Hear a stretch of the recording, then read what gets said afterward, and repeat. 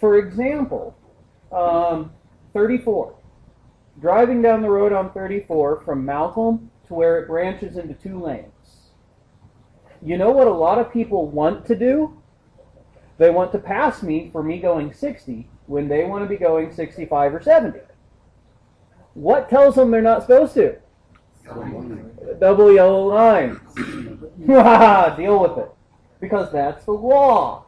We tell them, I don't care what you want, do what's right. That's what the lines are about. And so sometimes we have to say, it doesn't matter what you want, this is what's right. What else are there? Maybe not along 34. Think once you get into town a little more. Stoplights, red, white, green, yellow. Mm-hmm. Everybody goes through on a yellow. Well, yeah, sure. Yeah. I mean, what's amazing is that the road illustration really does follow discipline models. It really is amazing. So when you have things like stoplights and stop signs, you're telling people, wait. Did you know that it's good discipline to make your children wait? Better be disciplined when you go around them roundabouts. Well, yeah, that's true. That's the truth. What do you think would be helpful in teaching children to wait for, even if they don't have to? Let them wait sometimes. Yeah. What's a good example of that? For dinner. For dinner. Till everybody's ready and we all sit down for dinner. Yeah. That is discipline. That is discipline, and it takes discipline to do. Even Christmas presents, you wait until... Uh-huh. I'm the worst at that, but yes. With me, it's not opening. With me, it's giving. I'd much rather give it the day I buy it. Drives me nuts.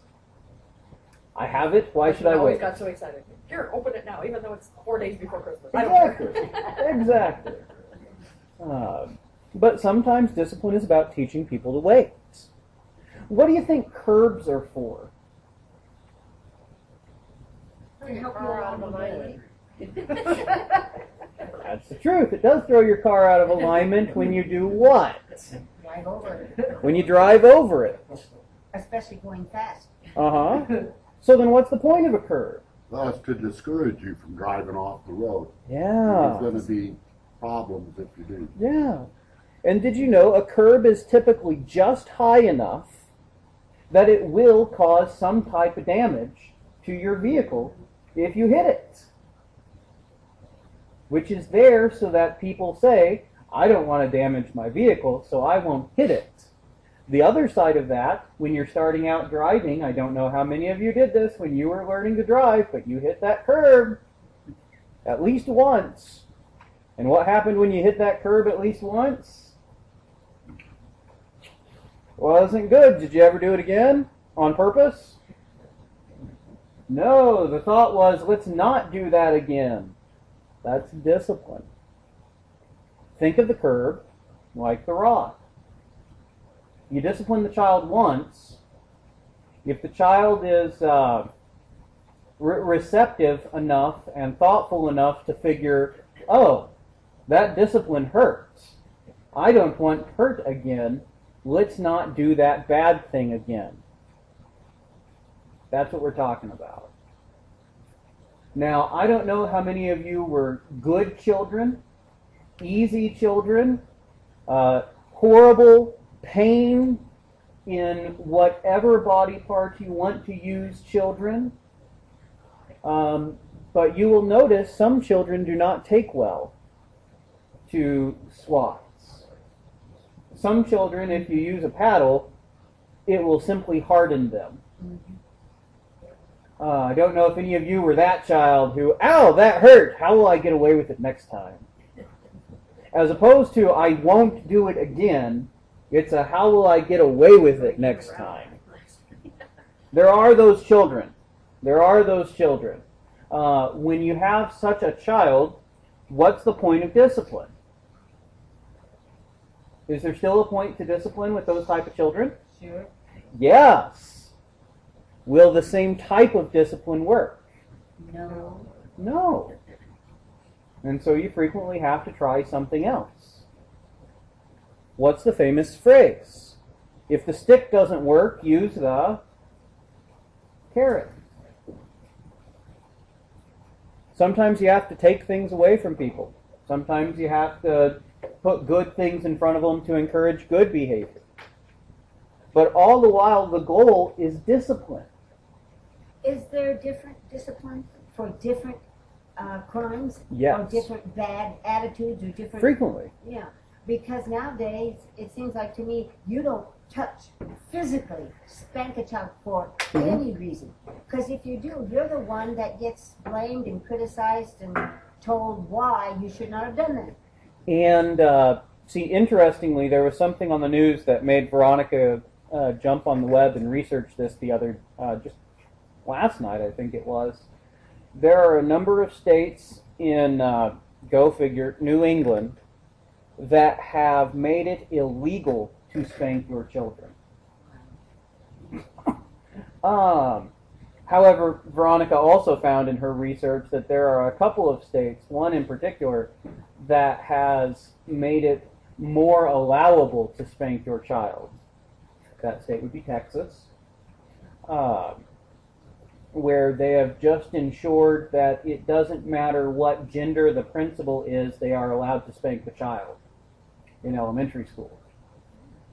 Because before, if it was a male child, you had the male principal spank him, and if it was a female child, you had the female assistant principal or other teacher spank him. It was still allowed in Texas to spank the child. And they just made sure that anyone could spank the child if the child was doing wrong. It was good. Because it's essentially what Proverbs is saying. You need to make sure to implement discipline. Now, there's one thing about discipline, when we're talking discipline, that always needs to be hit home, pardon the pun, is that if you're going down the road, for example, and there's a solid white line, what are you not supposed to do? All yellow is no passing. Mm-hmm. I don't know what solid white is. Solid white means no passing on a one-way street. Yellow is the demarcation between two different flowing lanes of traffic. So eastbound and westbound. White is the demarcation of no passing between a eastbound and eastbound. Okay? And I've seen it here in Lincoln. It's really bad back home that they do this all the time. Did you also know that it is illegal to turn into the far lane? It's actually officially illegal to turn into the far lane. You're supposed to turn into the near lane. And then if you need to get over, you change lanes after you turn. Well, your pastor doesn't turn into the far lane. But there are these great idiots, you will call them idiots, or as Proverbs does, fools, who in marking the lines from a turn lane, put that white line down the middle of the lane so that you're darned if you do and darned if you don't. There's a reason that's a problem is because it's inconsistent. It is absolutely inconsistent and it destroys the discipline of following what you're supposed to do. You ever see inconsistency as a problem in discipline in our world today? That is a massive problem. And discipline, which you're absolutely right in the long-term goal of discipline. The issue of discipline is long-term. And you really have to do it consistently. So if you tell the child that it is wrong to stay out past midnight, and they come in at 12:01, what does good discipline do? It gets mad at them. Yeah, it reprimands them. You've done wrong and I'm not happy. And does it matter whether it's 12:01 or 3:30? Not really. No, it does not. Because what has been done is breaking the set of 12 o'clock. Anything after 12 o'clock is not, by definition, before 12 o'clock.